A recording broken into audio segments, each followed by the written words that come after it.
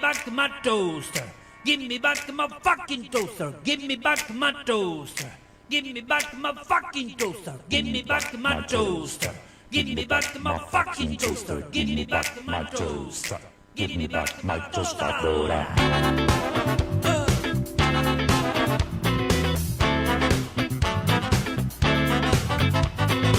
Llévate la TV, llévate el pantalón, todo lo que ve, llévate mi calzona. Bueno, y en este mes, como les decíamos en la introducción, digo, un mes que nos parece importante poder conmemorar una fecha importante también aquí en nuestro país, que es la recuperación, aunque sea por un tiempo, de nuestras Islas Malvinas. El mes de abril es un tema en el cual es interesante poder abordar temas que tengan que ver con eso. Bueno, nosotros en estos casi 8 años y pico lo hemos abordado, la verdad, que de muchísimas maneras posibles. Hemos tenido entrevistas con enfermeras, con combatientes, con militares, con soldados. Lo hemos apuntado desde el punto de vista de la política, desde el punto de vista de la economía. En definitiva, hemos estado conversando muchísimo sobre ese tema. Nos parece importante seguir haciéndolo. Tenemos de aquel lado del teléfono a un veterano de guerra, alguien que le tocó combatir. Es un piloto, destacado piloto de aviones de caza, de aviones de guerra. Yo creo que bastante conocido para muchos acá en la localidad de Punta del Indio, de Verónica, del distrito. Y lo tenemos de aquel lado del teléfono, a quien le vamos a agradecer antes que nada este rato de su tarde, al capitán de navío Rodolfo Castrofoc. Rodolfo, ¿cómo le va? Muchas gracias por el rato en la tarde.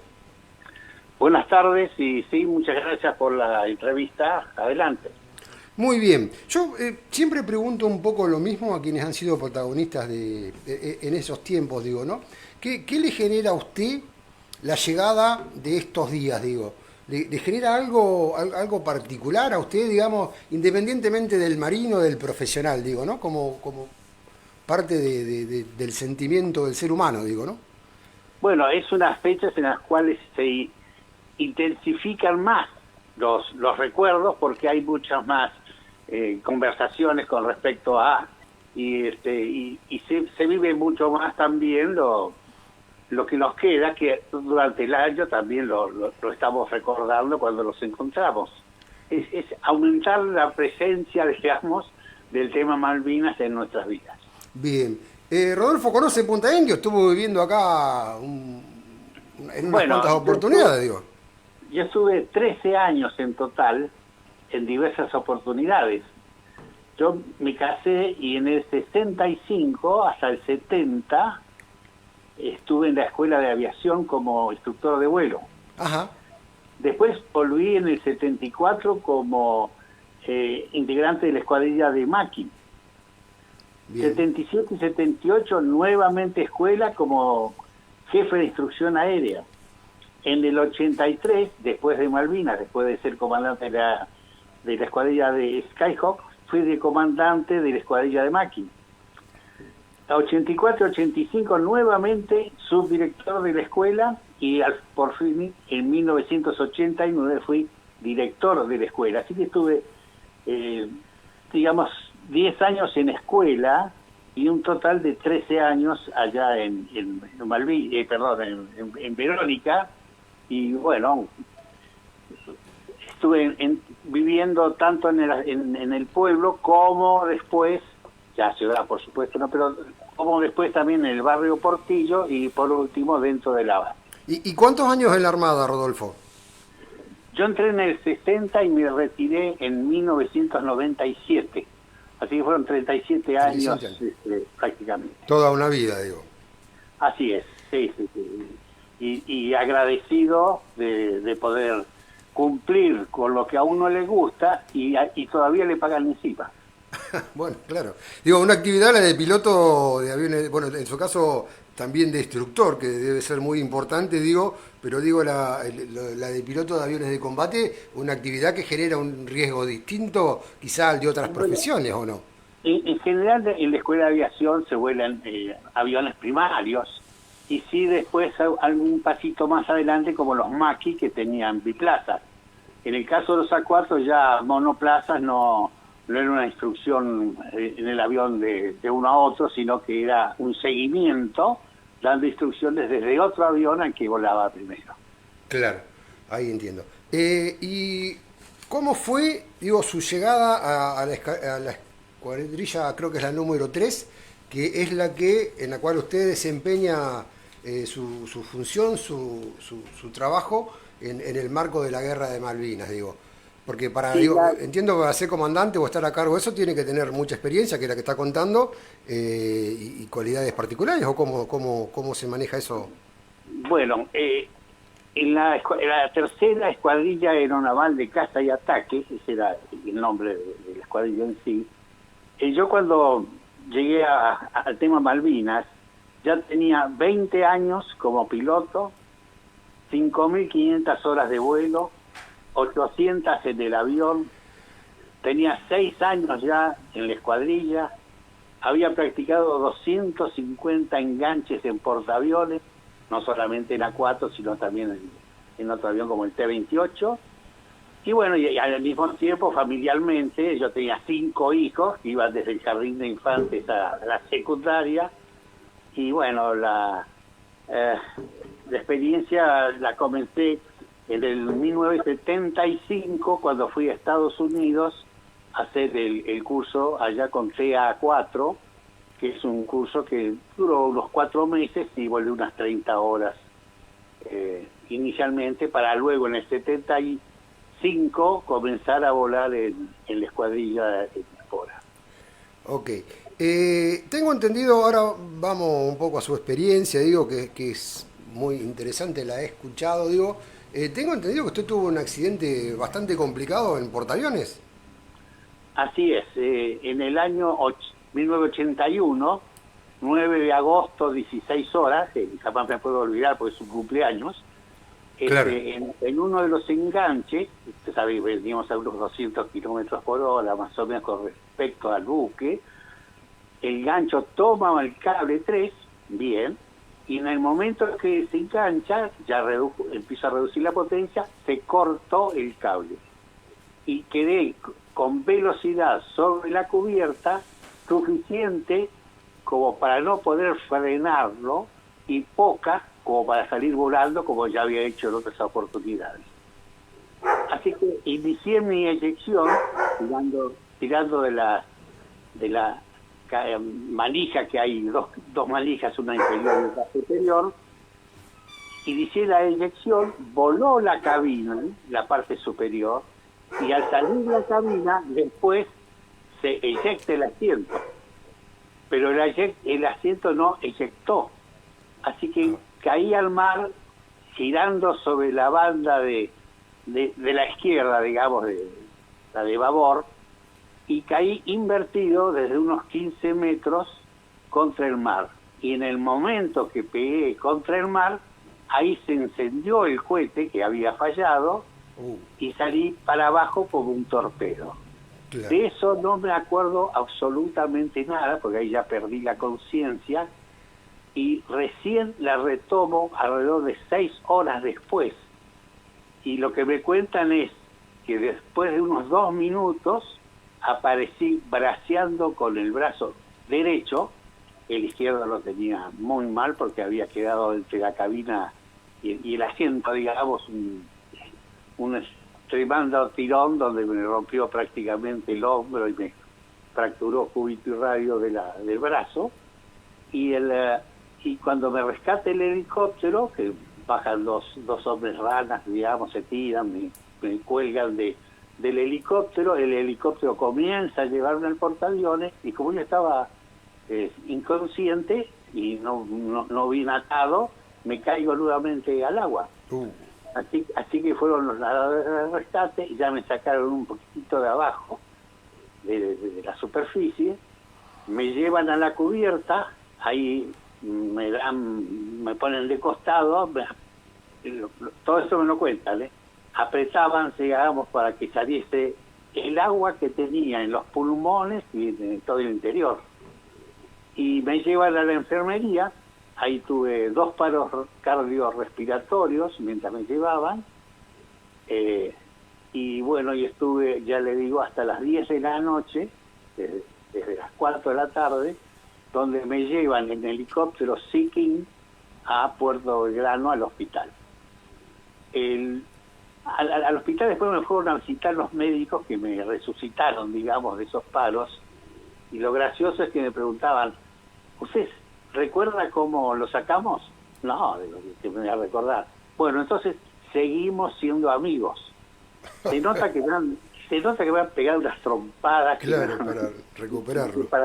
Para que funcionase de nuevo el core.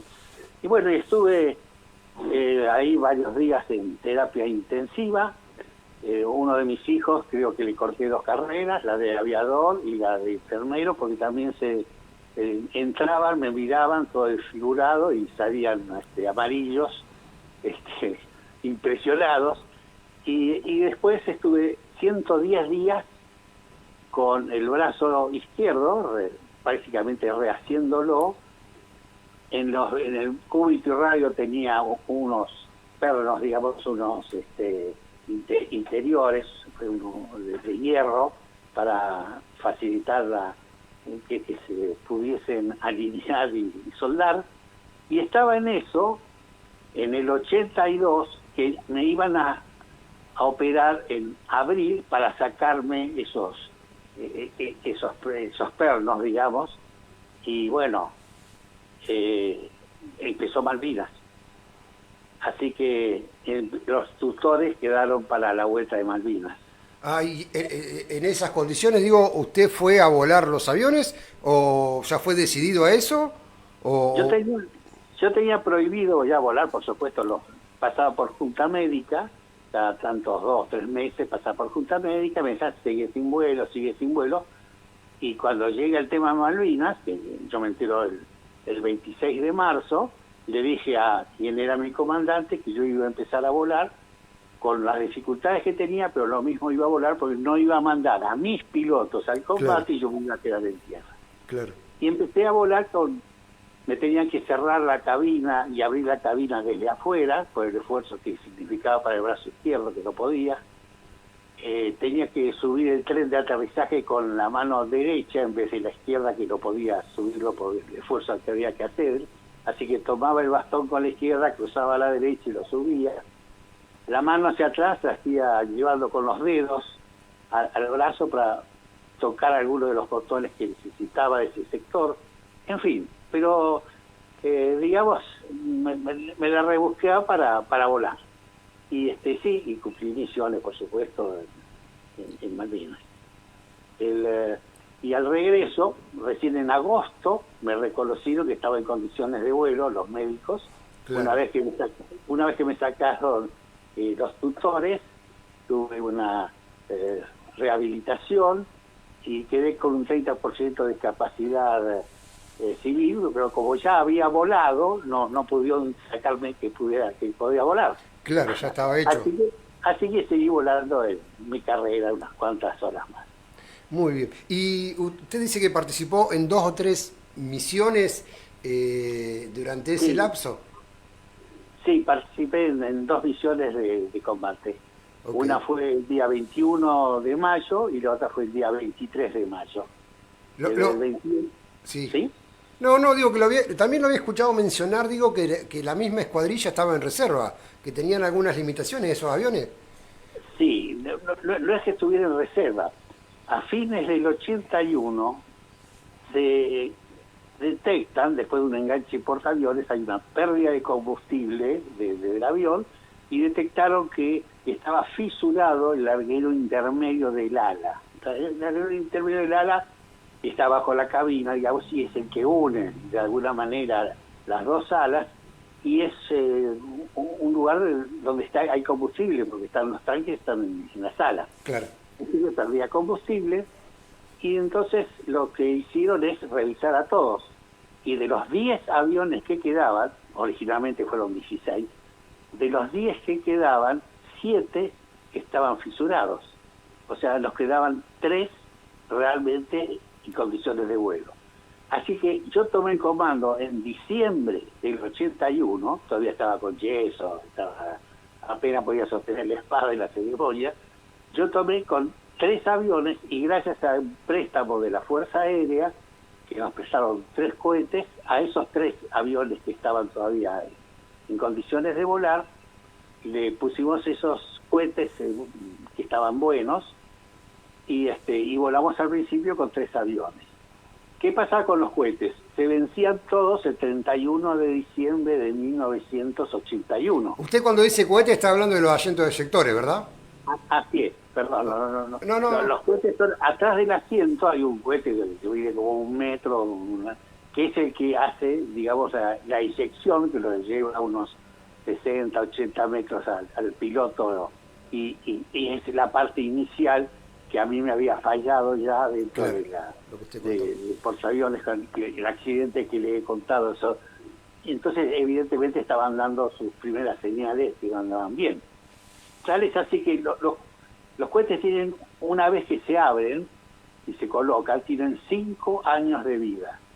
Ajá. Y se había mandado, porque no se podía hacer en el país, a Estados Unidos, y por razones de derechos humanos, la política de Humphrey Kennedy, creo que se llamaba, no nos devolvían los cohetes como no nos daban nada de armamento.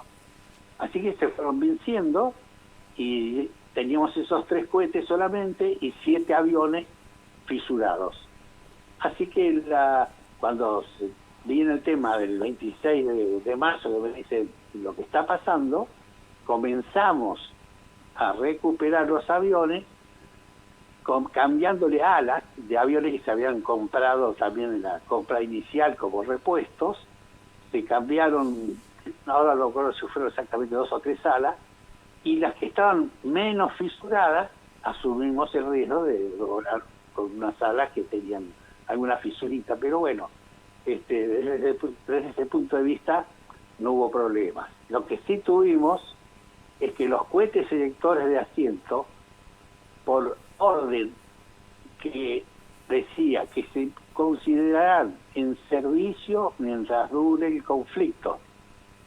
Así que volábamos con cohetes vencidos, juntamos 8 aviones y bueno, estábamos en guerra, así que nadie le dio demasiada importancia. Además, pensando en que cohetes que están para 5 años, si tienen un 10%, 15%, digamos, de una como toda cosa que es industrial, una pequeña margen, no nos importó demasiado. Así que nunca nadie preguntó si tenía cohete vencido o no con el que volaba. Claro. ¿Y con su escuadrilla volaron esas 2 misiones o volaron algunas otras misiones más en las cuales usted no participó, Rodolfo? No, sí, el tema fue el siguiente: éramos 12 pilotos, nos dividimos en 2 divisiones de 6, y hacía guardia uno un día y el otro día hacía la otra división. En la otra división estaba Filippi. Filippi había sido el comandante en 1981, que cuando me entrega el comando se va a Río Grande, como subjefe de la estación de Río Grande. Cuando comienza el conflicto, a los pilotos que yo tenía, que recién habían llegado, no tenían ninguna experiencia en el A4, los devolví de alguna manera a las escuadrillas anteriores.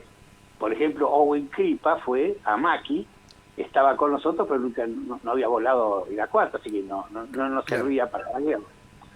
Y hice, bueno, convocar a los que se habían ido de la escuadrilla. Dentro de ellos estaban Rótolo y Arca en Francia, empezando a hacer el curso de superintendar.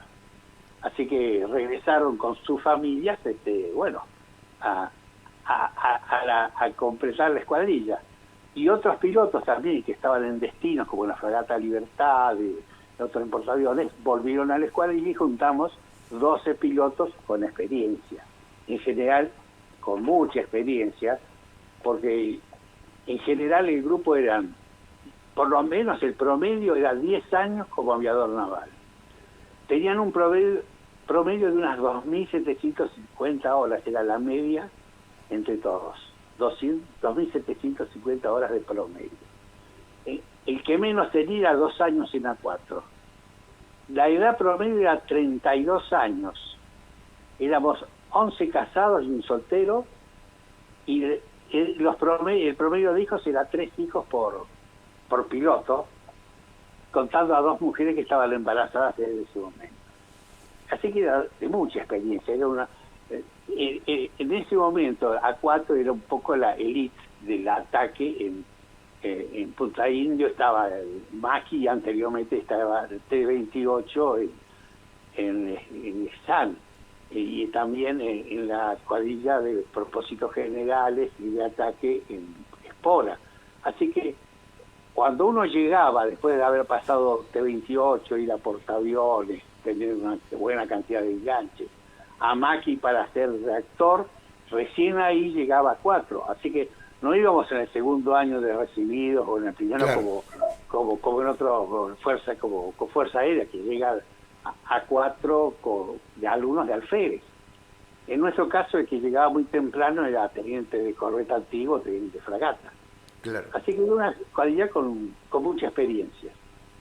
Y habíamos tenido ya una preparación bastante importante con el asunto de Chile.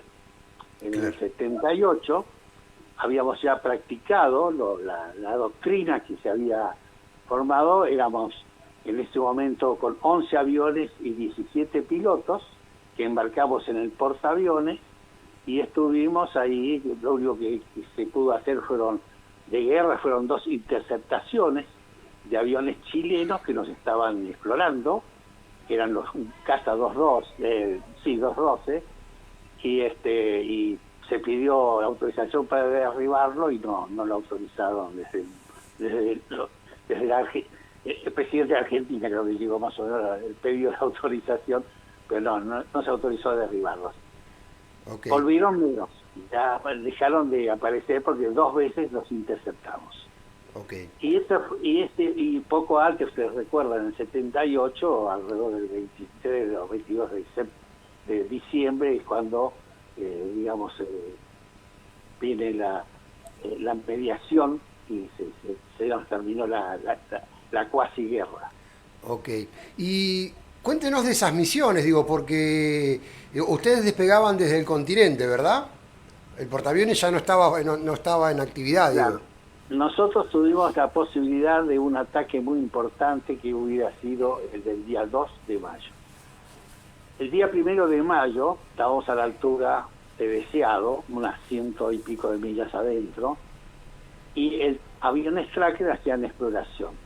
Y eso del mediodía, un poco pasado del mediodía, detectan con medidas contramedidas y con radar, detectan a una fuerza enemiga que eran 7 buques, en el cual uno muy grande que se suponía que era un portaaviones. Ahí, lamentablemente, ya por el horario, la distancia que había y la falta de viento y que se hacía de noche, no se pudo hacer el ataque. Así que se planeó el ataque para el día siguiente, 2 de mayo, a primera hora. Ahí iba yo a liderar porque tomaba la guardia de mi grupo. Filipe había sido el día 1, y íbamos atacando con 6 aviones, con 4 bombas MK-82, con una gran probabilidad de impacto, porque teníamos lo siguiente: teníamos lo que se llama un intervalómetro, y a las 4 bombas salían cada 200 milisegundos. A 450 nudos de velocidad, esas bombas salen con una distancia de 40 metros cuando pegan en la superficie.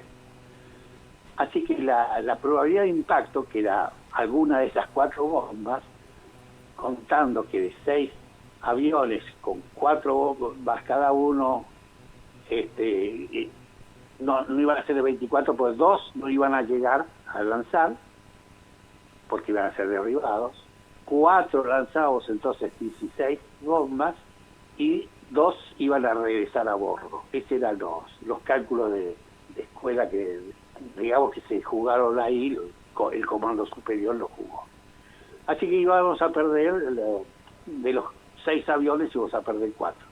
Y 2 quedaban como defensa contraaérea, para si había algún contraataque, y y si venía algún Harrier, ellos tenían menos alcance que nosotros, con bombas, tenían solamente 160 millas, y nosotros estábamos un poquito más lejos. Ese ataque, lamentablemente, empezó a la noche, entrar en una zona de alta presión, y no había viento. Se necesitaban por lo menos, para dar los aviones con las 4 bombas, 15 nudos. A eso se sumó que la flota, es este grupo que se pensaba inicialmente que estaba aferrado a un desembarco, ese desembarco no había sido tal. Pensaban desde tierra que estaban desembarcando, y hubo engaños con helicópteros que no eran verdaderos, en señas de radar, digamos, para engañar a los radares, y no estaba aferrada esa flota como para custodiar a un desembarco. Y además, la sorpresa desapareció esa noche, porque alrededor de la 1 de la mañana, cuando regresaba uno de los trackers, fue perseguido por Lucy Harrier, que era en ese momento el teniente Mortimer, y evidentemente se estacionó a unas 60 millas por ahí, no se acercó más porque sabía que estaban el Hércules y otro buque de la 42 que podían derribarlos con misiles. Pero tomaron ya nuestra posición, o sea que se terminó la sorpresa. La sorpresa, claro.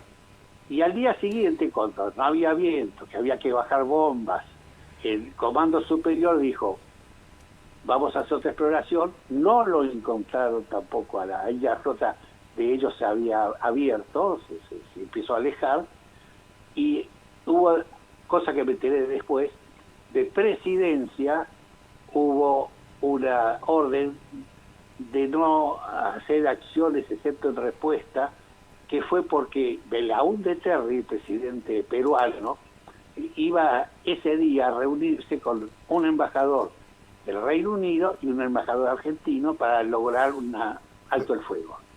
Okay.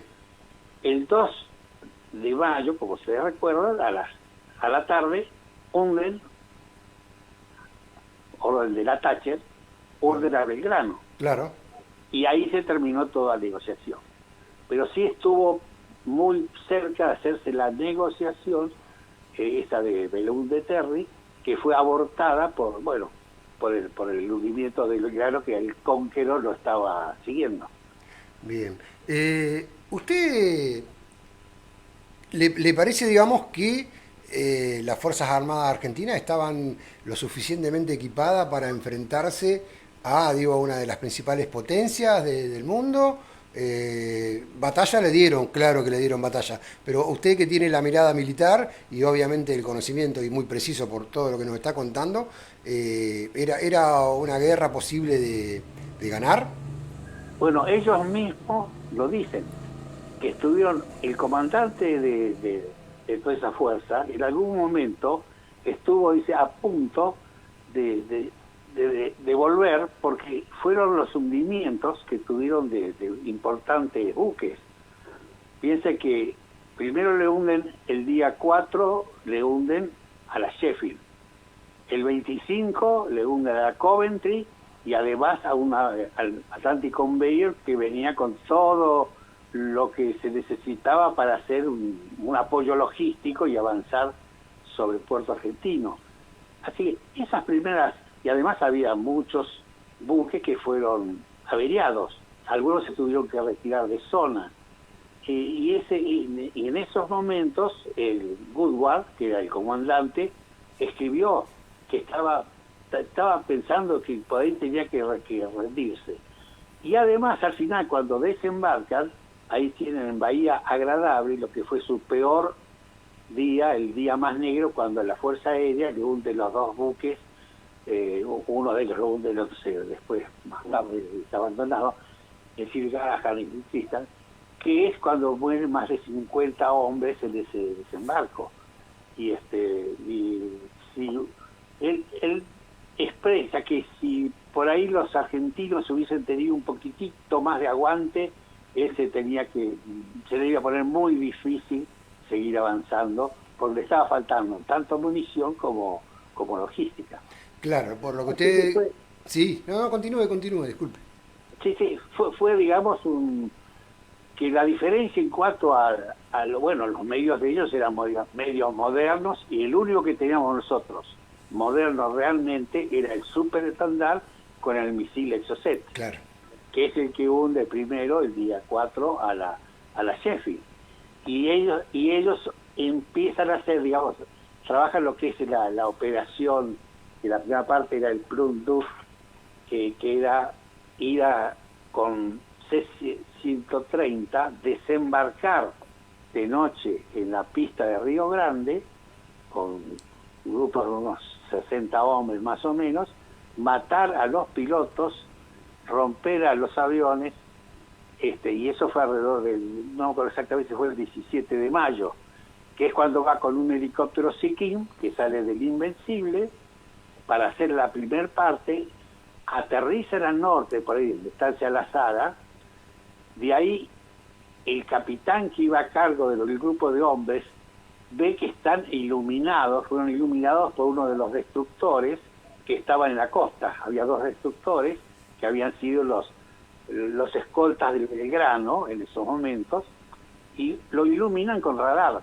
Entonces dicen, nos descubrieron. Y entonces no cumple la misión de destacarse para dar las posiciones para los C-130 que iban a venir después a cumplir esa tarea. El helicóptero ese Sikkim despega, pasa al territorio del otro lado de la Isla Grande, se bajan los comandos y comienzan a caminar hacia Río Grande, cosa que nunca pudieron cumplir. No tenían buena, digamos, cartografía, estaban preparados no para estar tantos días, y el helicóptero es el que destruye, y dicen que fue una emergencia, que tuvieron que desde el buque ir allá, y bueno, y esa es otra historia. Pero esa fue la única vez, digamos, que iban a determinar cuándo y qué manera, qué defensas había, y yo creo que les iba a ir muy mal, porque estaba toda nuestra infantería alrededor, campos minados, realmente era estaba bien protegido, dice usted. muy protegido, y eso iba a ser para ellos una misión suicida. Tal es así que el primer jefe, que dice, y se lo hiciera, no quiso hacerla, y el que volvió después, que no se bajó en el territorio argentino para avanzar, sino que pasó al chileno, no cumplió con su misión. En poco tiempo, digamos, lo miraron muy mal y terminó yéndose. Okay. Esa fue una operación que hasta hace muy poco se conocía.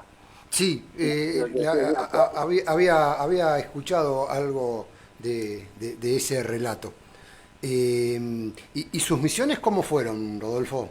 Digo, porque... el día 21, cuando se produce el descubrimiento, hay Owen Kripa, él va con un Maki solo, porque el otro lo pudo poner en marcha, y los operaban desde Malvinas, a ver unos contactos que ya estaban diciéndole a un grupo que estaba en tierra. Va a ir con el Maki y de pronto se encuentra con toda la fuerza enemiga, estaba así desembarcando el 21 de mayo, y ataca a uno de los buques. Kripa se mete con el Maki entre medio de los buques, porque decía, así, volando rasante, así no me van a tirar, porque se van a tirar entre ellos. Claro, se van a pegar entre ellos. Entre ellos.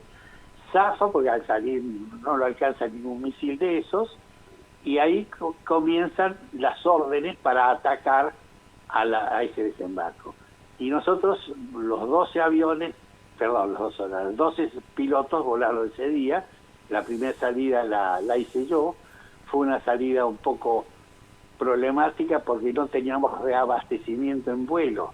Ajá. Fuerza Aérea tenía para reabastecer en vuelo, darle a los A4 de Fuerza Aérea. No estuvimos previstos, fuimos entonces sin reabastecimiento, y no me funcionó el sistema de navegación, que es el BLF Omega, que habíamos instalado hace muy poquito, porque antes no lo habíamos pedido, pero no, antes de la guerra nunca nos dieron ni pelota ni con eso, ni con los cañones de 30 DEFA que habíamos pedido, que se trababan en la primera ráfaga. Así que bueno, fuimos navegando con navegación de cola, digamos, de la radio desde Río Grande. Rasante teníamos que estar alrededor de 100 millas, ya estábamos a menos de 50 metros, y alrededor de 50 millas ya estábamos volando abajo de los son 50 pies. O sea, Cuando habla de rasante, digo, como para que podamos imaginarnos, estamos hablando a qué altura del mar, de un mar que además sube y baja, se mueve, perdón. No, lamentablemente no se movía, porque cuando uno vuela sobre una cosa muy plana, Ajá. y no tiene referencias, árboles o cosas así, Sí. no sabe a qué altura está volando. Está todo, Ajá. es como en la Antártida también. Cuando hay olas y movimiento, uno más o menos se aprecia. Pero nosotros, por suerte, teníamos radar altímetro. Ajá. Entonces fijábamos el radar altímetro en 50 pies, que son 15 metros aproximadamente, poníamos la alarma, así que volábamos, y cuando bajábamos de esa altura sonaba una alarma que decía no bajes más porque se lleva el agua por delante. Sí. En Fuerza Aérea, los pobres, los radar 4B no tenían radar altímetro, así que bajaban un poco hasta que por ahí con la turbina levantaban un poco el agua, entonces a ojo, y los pilotos le decían al líder, al que iba adelante, que ahí estaba más o menos la altura. Pero sí, es muy peligroso cuando el mar está calmo, porque no hay referencias. No hay referencias. Digo, de todas maneras, ustedes estaban entrenados para eso, digo. ¿No? ¿Durante sus prácticas eso lo practicaban o era algo que surgió? No, lo practicábamos. Ah, ok. Lo practicábamos con la Hércules para el 78, ya sabíamos por un grupo de se llama de operaciones de la universidad de Silvester, un profesor de la universidad, hicieron un grupo y embarcaron en la Hércules y nos iban dando cuando nos detectaban, y nosotros íbamos volando rasante, atacando al buque Hércules en alta mar, y sabíamos que hasta distancia nos iban normalmente a detectar. Cuanto más rasante, por supuesto, más tarde, porque íbamos por abajo del lóbulo del radar. Pero normalmente después de los 30 kilómetros ahí ya los tenían. Lo que sí demoraban es poder engancharnos con el sistema de tiro radar a los aviones, que es mucho más preciso que un tiro de apuntado, de puntería manual, digamos. Claro. Y así que, bueno, ya sabíamos, por esa experiencia que se hizo para el tema Chile, a qué distancia teníamos que estar y a qué altura para no ser detectados por el radar, porque era el mismo radar, el 965, que nuestro buque, que era una tipo 42, era igual a la que tenía, por ejemplo, la Sheffield o tenía la Coventry, que era justamente de defensa aérea. Yo justo lo interrumpí, Rodolfo, cuando usted estaba contando, digamos, luego de la experiencia de Gripa y que avisa de lo que se viene, que Sí. ustedes habían despegado Sí. para Bueno. dar combate. Bueno, llegando a la zona, estaba muy fea la zona, estaba con chubascos de nieve, o sea, estaba bastante, digamos, baja la altura de las nubes. Entramos rasante, pasamos por la Gran Malvina, y bueno, y empezamos a buscarlos, porque decían que estaba ahí en el estrecho de San Carlos. Vi a dos buques nuestros, ahí estaba ahora no me acuerdo. Bueno, no importa. Sí, pero había dos buques nuestros, por supuesto, no les tiramos, y llegamos a lo que se llama la lotería, que significa que uno tiene que volver, porque si no, con el combustible que le queda, por ahí no llega. Así que fue frustrante. Llevamos las 4 bombas de vuelta a Río Grande, y en la segunda misión, ya es la que hace Filippi, con Arca y Márquez en las primeras 3 aviones, y después estaban Rótolo, Lecour y Silvester en los segundos 3 aviones, que salen distanciados unos 10 minutos entre ellos, y son los que logran hundir a la Ardent. La Ardent ya había sido atacada por la Fuerza Aérea con aviones Dagger y le habían volado en la parte trasera el lugar donde tienen los misiles. Así que no recibieron ellos en su ataque, no reciben misiles y artillería antiaérea, logran entre las dos secciones no menos de 3 bombas, no menos de 3 impactos, y la Arden se hunde esa misma tarde. Ese fue el día 21. El día 23 fue un día con una meteorología muy mala en el continente. Nosotros salimos con 4 aviones, iba yo de líder, tenía al numeral a Benítez, sublíder Zubizarreta y Oliveira el 4. Estaba tan baja la nubosidad, que estaba más o menos unos 600 metros, que después del despegue nos reunimos los 4 y ahí inicia el ascenso instrumentos que recién a los 7.000 metros saqué salí sobre la capa de nubes, fui con el navegador BF Omega, que por supuesto andaba muy bien, al punto que me habían dado para reunirme con los tanques C-130 de Fuerza Aérea. Cuando llego al punto, me comunico y estaban corridos para dándole combustible a una misión que iba a pasar antes que la de nosotros, que era de Pablo Carballo. Estaba corrido unas 100 millas y a 12.000 pies en vez de estar a 21.000 como estábamos nosotros. Así que bueno, inicié el descenso, también tuve el navegador que me llevó hacia donde estaban los Hércules. De los 4 aviones pudimos reabastecer 3, uno de ellos falló, que era más o menos el promedio, de más o menos había un 25% de falla de transferencia de vuelo. La transferencia de combustible en vuelo es digamos con aviones tan usados, tan manoseados, no siempre resultaba, y en ese caso le tuve que ordenar al piloto que se volviera solo, instrumento, en medio del mar, cosa que uno no lo hace en paz, nunca. Claro. Pero bueno, seguimos 3 aviones, cumplimos las alturas que había que cumplir, entramos por la Gran Malvina, yo me dirigí hacia lo que es el Monte Rosalí, que tiene unos 450 metros, que nos protegía de los radares que estaban del otro lado. Ahí nos incolumnamos, le dije a mis pilotos poner el armamento en on, y les dije suerte. Salimos de ahí del Monte Rosalí y hacia la entrada del puerto, digamos, de la zona de donde estaban los buques. El primero que vi fue una fragata que era una tipo 21, desde lejos se veía, tenía un helicóptero en la popa, y está haciendo un... Hola. Sí, lo escucho perfecto. No, porque había un ruido como de... Bueno, inicio la corrida sobre esta fragata, que era todo como era todo como en La Paz, cuando hacíamos las corridas sobre los buques. La única diferencia es que en vez de pasar sin nada, los tiraban. Empezó a llenarse el cielo de municiones, y también tiraban desde tierra. Se nota que tenían colocados ya sistemas, habían puesto en tierra. Estaba haciendo ese ataque cuando veo sobre mi izquierda a un buque que era más redituable. Nosotros teníamos la prioridad, eran portaaviones, buques logísticos de desembarco fundamentalmente, y recién ahí los buques, las fragatas o los destructores.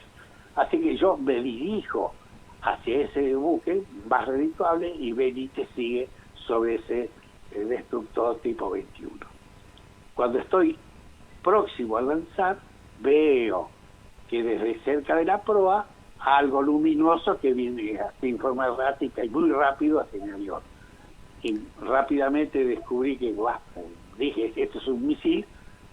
Un fuerte giro a la derecha, pasa eso, que era un misil, y vuelvo para el ataque, y cuando lanzo ya la mira mía estaba pasando sobre el buque, así que mi salva ha sido larga. las 4 bombas escuché las explosiones perfectamente de las bombas, cada tanto con esa separación de pocos milisegundos, y inicio mi regreso. Benítez tira sobre ese buque que resultó ser después, ahí está la Antelope. Ese Antelope había sido atacada por, no Carballo no tiró porque había recibido una explosión cerca del ala y no pudo tirar, sino por Guadagnini. Y Guadagnini, al lanzar su bomba, pega contra un mástil. Ahí el avión explota y bueno, y fallece Guadagnini. Y Benítez tira también sus bombas, que de las 4 salieron 3 y no escuchó las explosiones. Y después, en ese buque se detectaron que tenía 2 bombas. Uno es en la popa y la otra más en la proa. Ninguna duda que la de la popa había sido la de Guadagnini, para mí, claro, porque al chocar contra el mástil estaba más a popa, y las que comienzan primero a desarmar, que es la que explota, es una bomba que los mecánicos de armamento dicen, comencemos a desarmar esta, a esta la conocemos. La Fuerza Aérea tiraba la MK-17, que era una bomba inglesa de demolición, y ellos reconocieron la bomba MK-17, que era inglesa, que ya habían desarmado de otros buques el día 21, y la otra bomba era una MK-82 con la retardada, que son las que tirábamos nosotros de origen americano. Evidentemente estaban desarmando esta inglesa, el buque se había, digamos, abandonado, quedaban solamente los armeros y poca gente, y en un momento determinado explota la bomba, por supuesto pasa al armero, le saca el brazo a quien lo estaba ayudando atrás de una parte, y el buque comienza un incendio, llega a Santa Bárbara, explota, se parte en dos como una B, y hay unas fotos que son muy icónicas y que están en la parte de más de una primera plana. Esa fue la Antelope. Bueno, y el otro es de Zubizarreta, que no puede lanzar, una falla de armamento, y comenzamos, el regreso era individual, comenzamos el regreso. Yo había tirado más a la izquierda, así que al girar salgo sobre el norte de Malvinas, y ahí se me paró el corazón, porque veo la figura de un buque que estaba más adelante, justo en mi salida rasante, y dije, soné porque no tengo ni las bombas ni los cañones trabas, y resultó ser, y eso le pasó también a más de uno, lo que se llama la Roca Remolinos, que era como la figura, era una roca pelada grande, mire, y desde lejos parecía un destructor. Claro. Y no solamente me engañó a mí, me engañaron a varios. Claro, ahí respiró. Y ahí veo que tenía tenía poco combustible, que había transferido desde los tanques subalares al tanque principal. O sea, había un problema de transferencia interna. Entonces, con lo que tenía en las alas, si no transfería desde abajo, no iba a llegar. Y para llegar tenía que limpiar el avión. Así que empecé el ascenso, tiré las bombas exteriores, el rato, se tira de forma de emergencia, tirando una palanca y unos explosores que lo largan, y comencé el ascenso a 40.000 pies, o sea, unos 13.000 metros, que era la única manera que podía, en altura, con el combustible que tenía, llegar. Eso es por una experiencia de full deck range, que se llaman los americanos cuando uno opera, y es la manera de llegar a un lugar lejano con poco combustible.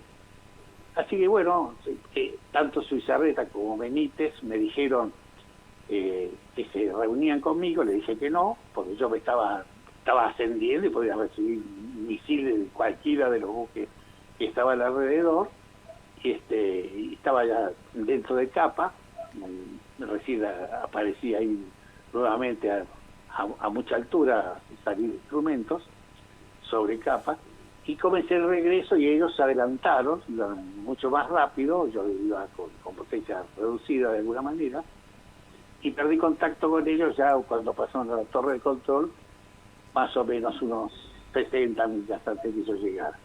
Yo sobre tope le inicié el descenso, en ralentí, significa cortar votos, y ahí, digamos que el avión era una heladera, porque ahí está con 40 grados bajo cero, sin potencia, prácticamente la calefacción no andaba, se empañaban todos los vidrios, pero era la única manera de llegar, de reducir el motor. Y le pedí que por favor me pusieran en final de pista, porque por momentos llegaba, hacia los cálculos, ¿no? Y por momentos no, tenía con el navegador. ¿Y por qué? Porque el viento en altura, que es muy grande siempre, al variar, en algunos momentos llegaba y otros no. Claro, Así consume más combustible, digo. Claro. Y largaron un helicóptero para recogerme si era necesario, que era a 150 millas. O sea, si uno llega a caer ahí 150 millas, pero además con el estado físico que tenía yo, no, seguro que no salí. Y bueno, hago el descenso guiado por radar desde abajo y con el navegador salí enfrente a la pista, así que bajé el tren, un flap, preparé el avión de aterrizaje y ahí me dicen aterrice a la derecha de la pista. ¿Por qué a la derecha? Aterrice, bueno, listo, evidentemente orden. Aterrizo a la derecha, bajo el gancho, estaba con mucho viento de través, húmedo, y ahí me doy cuenta por qué. Había un avión más adelante, sobre la izquierda, que era el de Zubizarreta. Zubizarreta al aterrizar, antes que, por supuesto, no me acuerdo cuántos minutos habrá sido antes que yo, se comienza a ir a la izquierda, según lo ven, revienta una cubierta, él volvía con bombas, y entonces se eyecta, porque dice, pensó seguramente con las bombas abajo,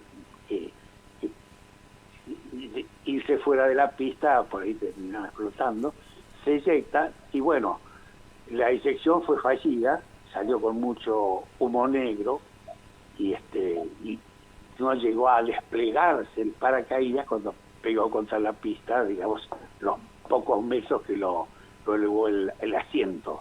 Así que era uno de los famosos cohetes que teníamos, que estábamos volando, que era el famoso cohete que después hicieron 2 pruebas más en tierra, eso no me lo dijeron ahí, pero hicieron dos pruebas más en tierra de cohetes y no funcionaron, salió con humo negro, en fin. Todo un tema. Muy preciso los relatos, digo, y la memoria que casi infalible en lo que cuenta. Se nos va acabando un poco el tiempo que tenemos previsto para hoy, tenemos algún otro invitado, digo, pero Sí. ¿qué le queda a usted después de la guerra de Malvinas? Primero, estoy orgulloso de la gente que tuve bajo mis órdenes, todos los pilotos respondieron muy bien, y el personal de mantenimiento excelente también, realmente se comportaron como uno espera que respondan en combate, y bueno, fue una sensación el día que terminó, que justo era el día de mi cumpleaños, el 14 de junio, que habíamos salido a comer algo afuera de Río Grande, y estábamos con un sentimiento encontrados. Uno, por haber perdido, y el otro por haber ya dejado esa ansiedad con la que estuvimos todos esos días, claro, como 70 días, que siempre uno está, en mi caso yo adelgacé, dormía poco y adelgacé, lo que significa en general ese temor que uno tiene, excepto cuando sale a volar, porque cuando sale a volar está metido totalmente en el tema del avión, en claro, todos esos detalles que uno tiene que ir manejando. Claro, la concentración está ahí. La situación entonces eran sentimientos encontrados. Uno aflojarse un poco de todo eso que habíamos estado padeciendo de alguna manera, y la otra es, caramba, perdimos. Bueno, ¿le quedó algo más para que tenga ganas de contarnos? Digo, la verdad que... Si contarme, no. La verdad que es muy interesante su experiencia, digo, muy entretenida en la forma también de contarla. Me imagino que experiencias similares a esta experiencia que usted cuenta, la debe contar todos los años, ¿no? Bueno, depende de las preguntas. Y yo, bueno, yo escribí un libro que le dije, que Sí, se llama claro. Yo fui piloto aviador naval, y lo subí a la red. Una vez que se agotó, fueron 1000 ejemplares más. Se agotó, entonces lo subí a la red.